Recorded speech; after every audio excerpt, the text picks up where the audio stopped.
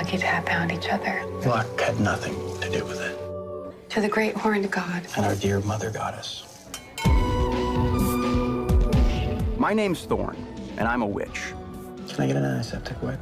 You know how important it is to me to practice safe blood magic. This is my life partner, Willow. You've got 5 seconds to get off my lawn before I cut you up into communion wafers. Not too shabby for a couple outcasts. And this is my coven. We're not having a big fire this year. Why? This doesn't feel like Beltane without a big bonfire. Light a candle. What on earth are they doing? They're making a statement. This was the calm before the storm. Before my past finally caught up with me. Who are you? Prom king, class president. Did you play sports? Lacrosse.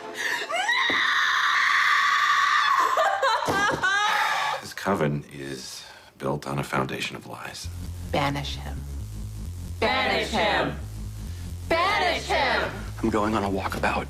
You're too old for a walkabout. You have weak ankles. You forced me to face my past, and now I've got to deal with it.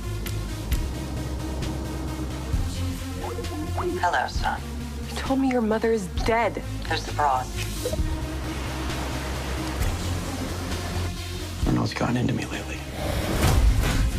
I'm here to help. Pearl. You're killing the mood. I'm a work in progress! Recording here. All right. Richard, Jeff in Las Vegas, good afternoon. Thank you. Thanks for doing this. I appreciate it. Oh, King Knight, very funny. I enjoyed it immensely. So congratulations. Thanks, And, you know, it's weird. I dated a girl in college back a long time ago who was into Wicca, and she was a witch. And being a lifelong Protestant, you know, coming from a Christian conservative family, I was Sure. very rebellious in college. I was so fascinated with that. So I love what you did with this movie. And were you always, you know, being as a writer and the director, were you always fascinated with Wicca? And was that a reason for the subject matter of the film? Well, you know, I grew up in the South, right? So, you know, family, Virginia, Mississippi. So, you know, I know a thing or two about sort of that kind of background. And when I moved to New York, you know, I just sort of threw myself into meeting all different kinds of people. The very idea of witchcraft, you know, to a Southern Baptist is evil, you know. So when I met actual witches, I mean, even in college, I did a documentary on witches in New York. They're some of the nicest, sweetest humans I've ever met in my life. So the idea, you know, with a movie like this is to sort of hopefully illuminate the fact that witches are not so different from anyone else. They're just people searching for the same answers, really the same questions as everyone who's, you know, seeks out a religion. Yeah, because, you know, one thing that was always when I meet people about witches, it's not Hollywood witches. They're not riding broomsticks. They're not, you know, devil worshipers. It has, if they don't understand the pagan background of it, and it's of the earth, and all the spells are symbolic. They're all one with nature, you know. But, you know, Christianity has perverted witchcraft because, you know, absolutely, back in the day, it's like, hey, that's more fun. Look what they're doing over there, you know, than going to you know, the Roman Catholic church or anything like that. So, I mean, the movie's tongue in cheek, but how did you approach the Wicca customs? Were you kind of careful not to borderline on ridiculing? You know what I mean? It was a well, absolutely, absolutely. So when I usually in all my other movies, you know, I'm a fairly cynical person by nature, and I definitely take sort of a cynical approach to satire in my other movies. With this, part of the making it about witches, because I love witches, was this sort of exercise to treat every character, make sure I loved every character and strip them of any cynicism, right? So while there are things we're gently poking fun at, you know, it's all for sort of a reason, right? I had friends, you know, I have a number of friends who are witches. So I had them read the first draft of the script and the second draft of the script. And I tried to find this balance of funny, but still considerate. because I didn't want to. The worst thing you can do when you're trying to change someone's mind, right, is make a movie about witches that says they are right.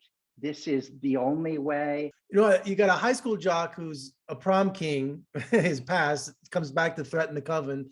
Why is he a threat? I mean, why was that such a, in terms of what you were doing with the characters, I just found that bizarre. Is it that they wanted someone with a kind of a sad background and someone that was so popular, or? Well, it was what we're poking fun of about this particular coven was that some of the members may have joined an alternative religion for the sake of just being alternative, and then they find out they're being sort of managed by someone who represents the epitome of the mainstream. It's offensive to them. That's kind of his thinking, Thorne's thinking. That's why he hides it. But ultimately he finds out that, the mistake he made was just lying. But he built it all up in his own head because of his own issue with that, not theirs. You know what I mean? So that's kind of the joke we're making. It's sort of treating,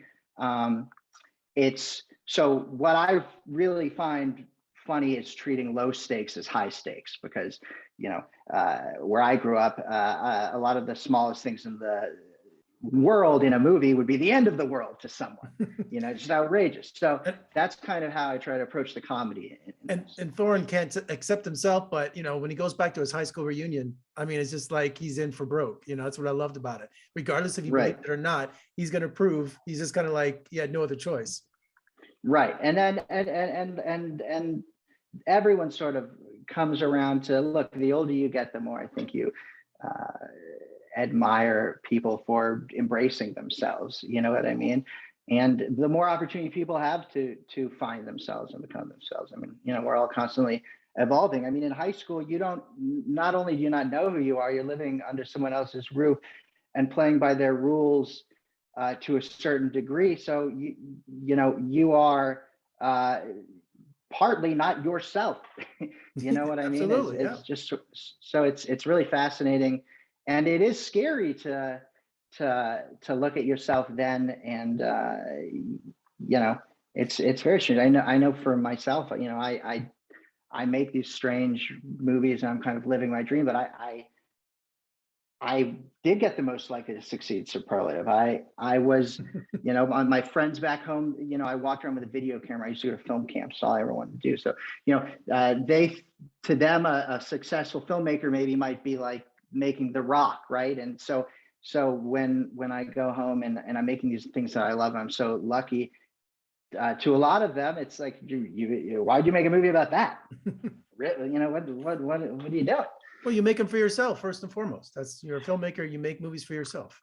So. I think when the more you try to do that, and the more specific they are, the more they really connect, with the people that need them. I suppose. And you said you had friends that were witches. Did you consult them on? I thought the costumes were fascinating. Was it something that was based in Wicca, or was it something kind of like a parody, or? Well, with the costumes, we had a lot of fun. The costumes, I did not consult any witches. The costumes we sort of had a little bit more fun with, but I mean that kind of, it's the same costume designers I've used on all my movies, and they all take place in sort of a heightened version of reality. They're all sort of satirical, so everything's exaggerated, I think, in every one of them, and we've always kind of pushed it with the wardrobe. And Matthew Gray Gubler, he's like your good luck charm, isn't he? He's like in almost all your films. Well, he's one of my best friends. I mean, when I was casting my first movie, Excision, the casting director was a casting director on that show, Criminal Minds, and he was like, you're such a weird dude. I feel like there's this dude on the show that would be like best buds, and I was like, don't do that. And it walked me over on set, and he was like, Matthew, be friends with this guy. I was like, dude, I'm so sorry. I'm like, get the hell out of here. And then Goobs called me a few hours later. It's like, let's go drink some whiskey, man. I was like, sure. And he's literally become like a older brother to me. I mean, You know, he was the, I mean, he married my wife and I. He was the officiant. No You kidding. know, so yeah, so it's just family, and I know we share a similar sense of humor. So I knew when we're doing something so specific like this, where it's like, no matter how ridiculous the line, you're acting in Sophie's Choice. He gets it. You know, that's his sense of humor too. Well, after watching some of your films and King Knight, we have the same sense of humor too. So Oh, right on. Thank yeah, you. so congratulations and thanks for joining me today. And hey, come visit us in Las Vegas and we'll have a drink. Thanks, man. You know, Goobs is from Vegas, man. That's his. No His kidding. favorite place. Yeah, it's his favorite place on earth, dude. Well, I'm born and raised here, so next time you're here, hit me up, man. We'll go have a drink. Right on. Hey, thanks for taking the time to do this. It was really nice of you. Absolutely. My pleasure. Take care and good luck with the film. Thanks, man.